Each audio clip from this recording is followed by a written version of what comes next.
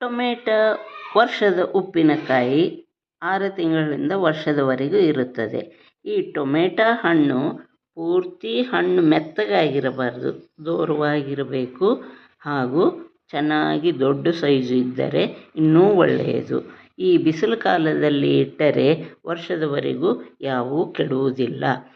ನಾನು ಈಗ 1 kg tomato ತೆಗೆದುಕೊಂಡೀನಿ. ಅದನ್ನು ಚೆನ್ನಾಗಿ ತೊಳೆದು ನೀರಿಲ್ಲದಂತೆ ಒರೆಸಿ ಗಾಳಿಗೆ ಬಿಟ್ಟು ಈ ರೀತಿ ಹೆಚ್ಚಿ ಈ ರಸವನ್ನು ತೆಗೆದು ಒಂದು ಪ್ಲೇಟಿಗೆ ಹಾಕಿಟ್ಟುಕೊಂಡೀನಿ. ಅದೇ ರೀತಿ ಅದರ ಸಿಪ್ಪೆ ಸಹ ಇದರಲ್ಲಿ ನಾನು ಹಾಕಿಟ್ಟಿರುತ್ತೇನೆ ಇನ್ನೊಂದು ಪ್ಲೇಟಿಗೆ. ಅಷ್ಟೇ, ಒಂದು ದೊಡ್ಡ ಪ್ಯಾರಲ ಹಣ್ಣಷ್ಟು ಟೊಮೆಟೊ ಹುಳಿ ಇದ್ದರೂ ಸಹ ಹುಣಸೆ ಹಣ್ಣು ನಾರು ಪೀಚು ಅದು ಬೀಜ ಇಲ್ಲದಂತೆ ಕ್ಲೀನ್ ಮಾಡಿಕೊಂಡು ಇಟ್ಟುಕೊಳ್ಳಬೇಕು. ಅದರಂತೆ ರುಚಿಗೆ ತಕ್ಕಷ್ಟು ಉಪ್ಪು, ಖಾರ ಪುಡಿ, ಸಾಸಿವೆ ಪುಡಿ, ಮೆಂತ್ಯ ಪುಡಿ ಇವಿಷ್ಟು ಬೇಕಾಗುತ್ತದೆ. ಸ್ವಲ್ಪ ಜೀರಿಗೆ ಸಹ ಹುರಿದು ಹಾಕಬಹುದು. ಈಗಾಗಲೇ ನಾನು ಸಾಸಿವೆ ಪುಡಿ ಮಾಡಿದ್ದು ತೋರಿಸಿದ್ದೀನಲ್ಲ, ಅದೇ ರೀತಿ ಸಾಸಿವೆ, ಮೆಂತ್ಯ, ಖಾರ ಪುಡಿ, ಉಪ್ಪು ರೆಡಿ ಇರುವುದನ್ನು ಈ 1 kg ಟೊಮೆಟೊಕ್ಕೆ ಅದರಂತೆ ನಾನು ಸೌಟು ತೋರಿಸಿದ್ದೀನಲ್ಲ ಈಗಾಗಲೇ, ಅದರಲ್ಲಿ 4 ಸೌಟು ಖಾರ ಪುಡಿ ಮತ್ತು ಅರ್ಧ ಸಾಸಿವೆ, 1/4 ಮೆಂತ್ಯ, ಇಷ್ಟು ಹುಣಸೆ ಹಣ್ಣು.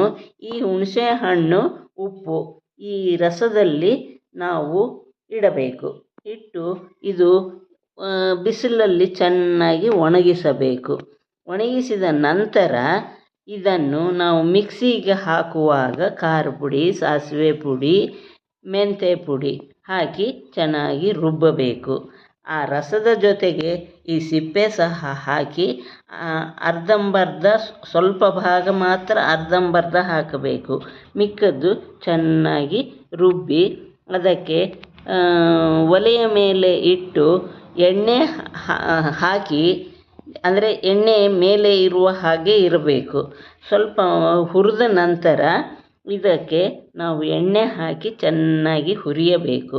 ಹುರಿದರೆ ಉಪ್ಪಿನಕಾಯಿ ರೆಡಿ ಆಗುತ್ತದೆ. ನೀರಿನ ಅಂಶ ಹೋಗಿ ಉಪ್ಪಿನಕಾಯಿ ರೆಡಿ ಆಗುತ್ತದೆ. ಈಗ ಮಿಕ್ಸಿಗೆ ಹಾಕಿ ರುಬ್ಬಿರುತ್ತೇನೆ. ರುಬ್ಬಿದ್ದಕ್ಕೆ ಒಂದು 4 ಅಥವಾ 6 ಚಮಚ ಹಾಕಿ ಎಣ್ಣೆ ಕಾಸಿ ಅದರಲ್ಲಿ ಇದನ್ನು ಹಾಕಿ ಚೆನ್ನಾಗಿ ಕುದಿಸಿದ್ದು ಈಗಾಗಲೇ ರೆಡಿಯಾಗಿರುತ್ತದೆ.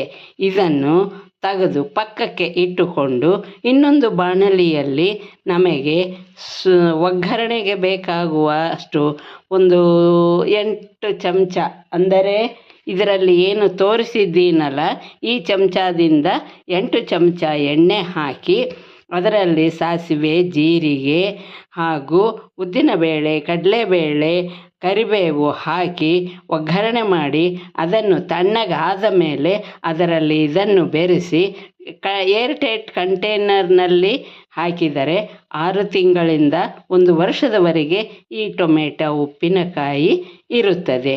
ಇದನ್ನು ಅನ್ನಕ್ಕೆ, ಚಪಾತಿಗೆ, ರೋಟಿಗೆ, ಉಪ್ಪಿಟ್ಟಿಗೆ ಯಾವುದಕ್ಕಾದರೂ ತಿನ್ನಬಹುದು.